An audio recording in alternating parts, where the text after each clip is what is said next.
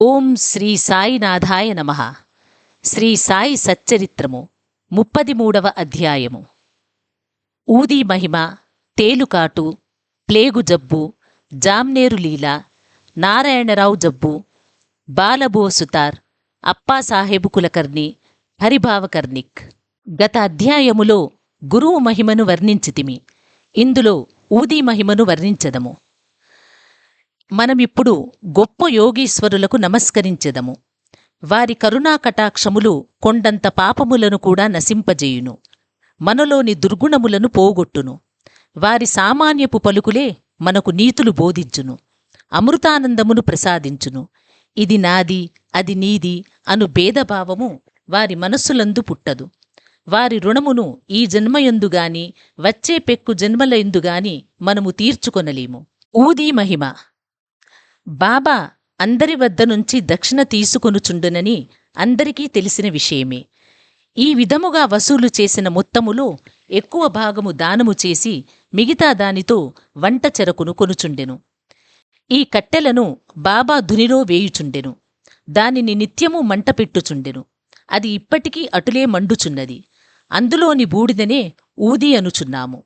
బాబా దానిని భక్తులకు తమ తమ ఇండ్లకు తిరిగిపోవునప్పుడు పంచిపెట్టెడివారు. ఊదీ వలన బాబా ఏమి బోధింపనుద్దేశించెను? ప్రపంచములో కనిపించు వస్తువులన్నీ బూడిద వలె అశాశ్వతములు.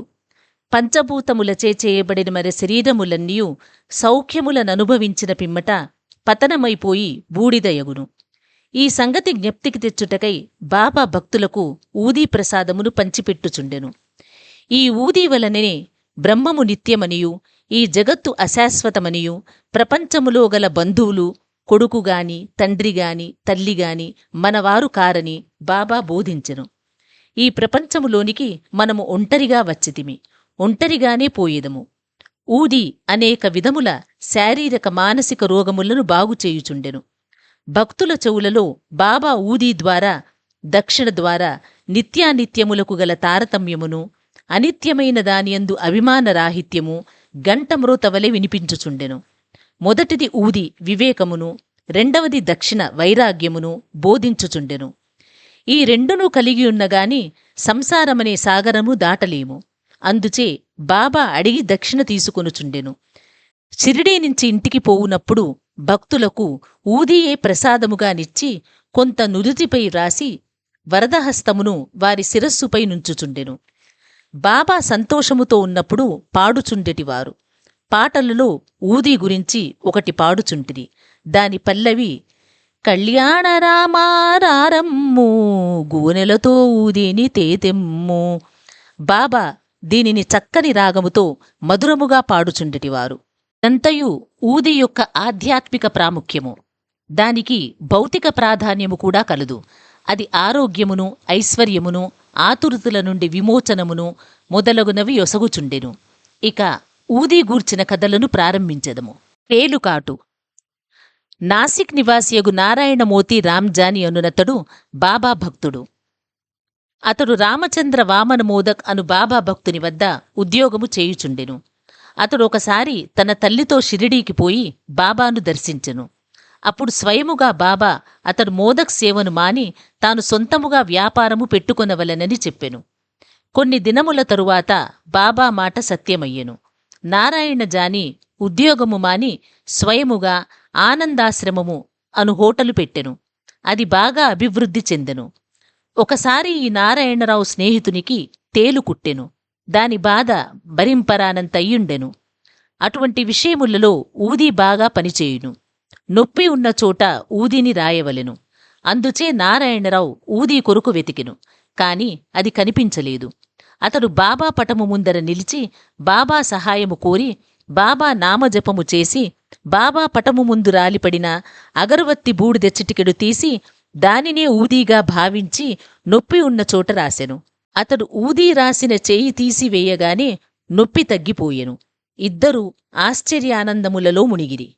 ప్లేగు జబ్బు. ఒకానొకప్పుడు బాంద్రాలో నుండి ఒక బాబా భక్తునికి వేరొక గ్రామముననున్న తన కుమార్తె ప్లేగు జ్వరముతో బాధపడుచుండెనని తెలిసెను.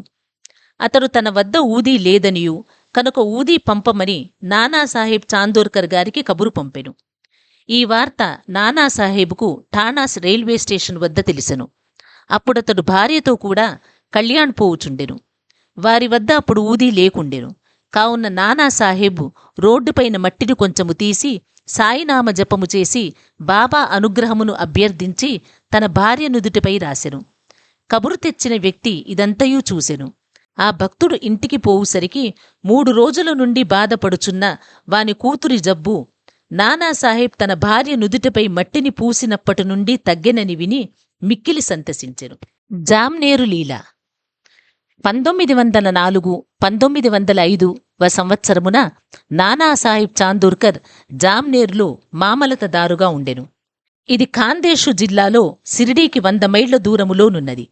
ఆయన కుమార్తె మైనతాయి గర్భిణి, ప్రసవించుటకు సిద్ధముగానుండెను. ఆమె స్థితి బాగలేకుండెను. ఆమె 2-3 దినముల నుండి ప్రసవ వేదన పడుచుండెను. నానాసాహెబు ఔషధములన్నీ వాడెనుగాని ప్రయోజనము లేకుండెను. అప్పుడు బాబాను జ్ఞప్తికి తెచ్చుకొని వారి సహాయము వేడెను. సిరిడీలో రామ్గీర్ బువాను సన్యాసి ఉండెను. బాబా అతనిని బాపూగీర్ బువా అనువారు. అతని స్వగ్రామము ఖాందేశులో నుండెను. అతరచ్చడికి పోవుటకు నిశ్చయించుకొనెను. బాబా అతనిని పిలిచి మార్గమధ్యమున జామ్నేర్లో కొంత విశ్రాంతి తీసుకుని నానాసాహెబుకు ఊదిని హారతిపాటను ఇమ్మనెను. తన వద్ద 2 రూపాయలున్నవనియు అవి జలగాం వరకు రైలు టికెట్టుకు సరిపోవుననియు కాబట్టి జలగాం నుండి జామ్నేరు పోవుటకు సుమారు 30 మైళ్లు ధనము లేదనియు రామ్గిరిబువా చెప్పెను. అన్నియూ సరిగా అమరునుగాన అతడు కలత చెందనవసరము లేదని బాబా పలికెను. శ్యామాను పిలిచి మాధవ ఆడ్కర్ రచించిన హారతిని వ్రాయుమనెను.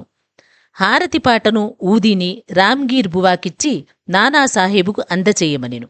బాబా మాటలపై ఆధారపడి రామ్గిరిబువా షిరిడీ విడిచి రాత్రి 2:30 గంటలకు జలగాం చేరెను. అచటికి చేరున్నప్పటికీ అతని చెంత 2 అణాలు మాత్రమే ఉండెను. కాబట్టి కష్టదశలో ఉండెను. అప్పుడే ఎవరో బాపూగీర్ బువా ఎవరు అని కేక వేయుచుచుండిరి. బువా అచటికి పోయి తనే అని చెప్పెను. నానాసాహెబు పంపించినారని చెప్పుచూ ఆ బంట్రోతు బువాను ఒక చక్కని టాంగా వద్దకు తీసుకొనిపోయెను. దానికి 2 మంచి గుర్రములు కట్టియుండెను. ఇద్దరూ అందులో కూర్చుండి బండిని వదిలిరి. టాంగా వేగముగా పోయెను. తెల్లవారుజామున టాంగా ఒక సెలయేరు వద్దకు చేరెను. బండితోలువాడు గుర్రములను నీళ్లు త్రాగించుటకు తీసుకుపోయెను. బంట్రోతు రామ్గిరిబువాను ఫలహారము చేయమని ఫలహారపు దినుసులను పెట్టెను. గడ్డము మీసములున్న ఆ బంట్రోతు బట్టలు చూచి రామ్గిరిబువా అతడు మహమ్మదీయుడని సంశయించి ఫలహారము తినకుండెను. కాని ఆ బంట్రోతు తాను హిందువుడననియు గర్వాల్ దేశపు క్షత్రియుడననియు నానాసాహెబ్ ఆ ఫలహారమును పంపెనుగాన తినుటకెట్టి సంశయము వలదనెను. అప్పుడిద్దరూ కలిసి ఫలహారము చేసి బయలుదేరిరి. ఉషఃకాలమున జామ్నేర్ చేరిరి. ఒంటికి పోసుకొనుటకై రామ్గిరిబువా టాంగా దిగి 2-3 నిమిషములలో వచ్చెను. తిరుగువచ్చుసరికి టాంగాగాని టాంగా తోలువాడుగాని బంట్రోతుగాని లేకుండిరి. బాపూగిరిబువా నోటి వెంట మాట రాకుండెను. దగ్గరున్న కచేరీకి పోయి అడుగగా నానాసాహెబు ఇంటి వద్దనే ఉన్నట్లు తెలిసెను. అతడు నానాసాహెబ్ గారింటికి వెళ్లి తాను సిరిడీ సాయిబాబా వద్ద నుండి వచ్చినట్లు చెప్పెను. బాబా ఇచ్చిన ఊది హారతిపాట నానాసాహెబుకు అందజేసెను. మైనతాయి చాలా దుస్థితిలో నుండెను. అందరూ ఆమె గురించి మిగుల ఆందోళన పడుచుండిరి.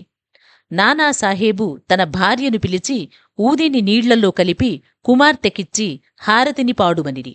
బాబా మంచి సమయములో సహాయము బంపెననుకొనిరి. కొద్ది నిమిషములలో ప్రసవము సుఖముగా జరిగినని వార్త వచ్చెను. గండము గడిచినదని చెప్పిరి. నానాసాహెబ్ గారు టాంగాను నౌకరును ఫలహారములను పంపినందుకు బాపూగిర్బువా ఆయనకు కృతజ్ఞత తెలుపగా అతడు మిక్కిలి ఆశ్చర్యపడెను. సిరిడి నుంచి ఎవరు వచ్చుచున్నది అతనికి తెలియదని కనుక అతడేమీ పంపి ఉండలేదని చెప్పెను. బివి దేవ్ గారు ఈ విషయమై నానాసాహెబ్ చాందోర్కర్ కొడుకు బాపూరావు చాందోర్కర్ను రామ్గిరిబువాను కలిసికొని విచారించి సాయిలీలా మ్యాగజైన్లో గొప్ప వ్యాసమును ప్రకటించినారు. బివి నరసింహస్వామి గారు మైనతాయి బాపూరావు చాందోర్కరు రామ్గిరిబువాల వాంగ్మూలములను సేకరించి భక్తుల అనుభవములు అను గ్రంథమున ప్రకటించినారు. నారాయణరావు జబ్బు. భక్త నారాయణరావుకు బాబాను 2 సార్లు దర్శనము చేయు భాగ్యము కలిగెను. బాబా సమాధి చెందిన 3 ఏండ్లకు సిరిడీకి పోవలననుకొనెను. కాని పోలేకపోయెను. బాబా సమాధి చెందిన 1 సంవత్సరములో అతడు జబ్బుపడి మిగుల బాధపడుచుండెను. సాధారణ చికిత్సల వలన ప్రయోజనము కలుగలేదు. కావున రాత్రింబవళ్ళు బాబాను ధ్యానించెను. ఒకనాడు స్వప్నములో ఒక దృశ్యమును చూచెను. అందు బాబా అతడిని ఓదార్చి ఇట్లనెను: ఆందోళన పడవద్దు, రేపటి నుండి బాగగును, వారము రోజులలో నడువగలవు. స్వప్నములో చెప్పిన రీతిగా రోగము వారములో కుదిరెను. ఇచ్చట మనం ఆలోచించవలసిన విషయమిది. శరీరమున్నన్నాళ్ళు బాబా బ్రతికియుండిరా? శరీరము పోయినదిగాన చనిపోయినారా? లేదు, ఎల్లప్పుడూ జీవించియే ఉన్నారు. వారు జనన మరణములకు అతీతులు. ఎవరైతే బాబానొక్కసారి హృదయపూర్వకముగా ప్రేమించెదరో వారెక్కడ ఉన్నప్పటికీ ఎట్టి సమయమందుగాని బాబా నుంచి తగిన జవాబు పొందెదరు. వారెల్లప్పుడూ మనపక్కనే ఉందురు. ఏ రూపములోనో భక్తునకు దర్శనమిచ్చి వాని కోరికను నెరవేర్చెదరు. బాలభువ సుతార్. బొంబాయిలో నుండి ప్రముఖ సంకీర్తనాకారుడు బాలభువ సుతార్ ఒకసారి సిరిడీకి వచ్చెను. అతడు గొప్ప భక్తుడు. ఎల్లప్పుడూ అతడు భగవద్ధ్యానము, భజన ఎందే తత్పరుడై ఉండేటివాడు. అందుచే జనులు వారిని నవయుగ తుకారాం అని పిలిచేవారు. వారు బాబాకు నమస్కరించగా బాబా, నేనీతనిని 4 సంవత్సరముల నుండి ఎరుగుదును అనిరి. తాను మొదటిసారిగా ఇప్పుడే సిరిడీకి వచ్చిన వాడగుటచే బాలబువ ఇదెట్లు సంభవమనుకొనెను. కాని తీవ్రముగా ఆలోచించగా బొంబాయిలో 4 సంవత్సరముల కిందట బాబా ఫోటోకు నమస్కరించినట్టు జ్ఞప్తికి వచ్చెను. అతడు బాబా మాటల ప్రాముఖ్యమును గ్రహించెను. తనలో తానిట్లనుకొనెను: యోగులెంతటి సర్వజ్ఞులు, సర్వాంతర్యాములు! తమ భక్తులయందు వారికెంత ప్రేమ! నేను వారి ఫోటోను చూచుట వారిని స్వయముగా చూచిన దానితో సమానమని నాకు బోధించిరి. అప్పాసాహేబు కులకర్ణి. 1917వ సంవత్సరమున అప్పాసాహేబు కులకర్ణి వంతు వచ్చెను. అతడు ఠాణాకు బదిలీ అయ్యెను. బాలాసాహేబు బాటే అతనికి బాబా ఫోటోనిచ్చి ఉండెను. అతడు దానిని జాగ్రత్తగా పూజించుచుండెను. పువ్వులు, చందనము, నైవేద్యము బాబాకు నిత్యము అర్పించుచు బాబాను చూడవలెనని మిగుల కాంక్షించుచుండెను. ఈ సందర్భమున బాబా పటమును మనఃపూర్వకముగా చూచినచో బాబాను ప్రత్యక్షముగా చూచిన దానితో సమానమే అని చెప్పవచ్చును. దీనికి నిదర్శనము పైన చెప్పబడిన కథ. కులకర్ణి ఠాణాలో నుండగా భివండి పర్యటనకు పోవలసి వచ్చెను. 1 వారము రోజుల లోపల తిరిగి వచ్చుటకు అవకాశము లేకుండెను. అతడు లేనప్పుడు 3వ రోజున ఈ దిగువ ఆశ్చర్యకరమైన సంగతి జరిగెను. మధ్యాహ్నము 12 గంటలకు ఒక ఫకీరు అప్పా కులకర్ణి ఇంటికి వచ్చెను. వారి ముఖలక్షణములు సాయిబాబా ముఖలక్షణములతో సరిపోయెను. కులకర్ణి గారి భార్యా బిడ్డలు వారు సిరిడీ సాయిబాబా గారా అని అడిగిరి. వారిట్లు నుడివిరి: లేదు, నేను భగవంతుని సేవకుడను. వారి ఆజ్ఞానుసారము మీ యోగక్షేమములను కనుగొనుటకు వచ్చితిని. అట్లనుచు దక్షిణనడిగెను. ఆమె 1 రూపాయి ఇచ్చెను. వారొక చిన్న పుట్లముతో ఊదీనిచ్చి దానిని పూజలో ఫోటోతో కూడా నుంచుకొని పూజించుమనిరి. పిమ్మట ఇల్లు విడిచి వెళ్ళిపోయిరి. ఇక చిత్రమైన సాయిలీలను వినుడు. భివండిలో తన గుర్రము జబ్బుపడగా అప్పాసాహేబు తన పర్యటన మానుకొనవలసి వచ్చెను. ఆనాటి సాయంకాలమే అతడు తిరిగి ఇల్లు చేరెను. ఫకీరుగారి రాక భార్య వల్ల వినెను. ఫకీరుగారి దర్శనము దొరకనందులకు మిగుల మనోవేదన పొందెను. ఫకీరుకు 1 రూపాయి మాత్రమే దక్షిణగా ఇచ్చుటకు ఇష్టపడకుండెను.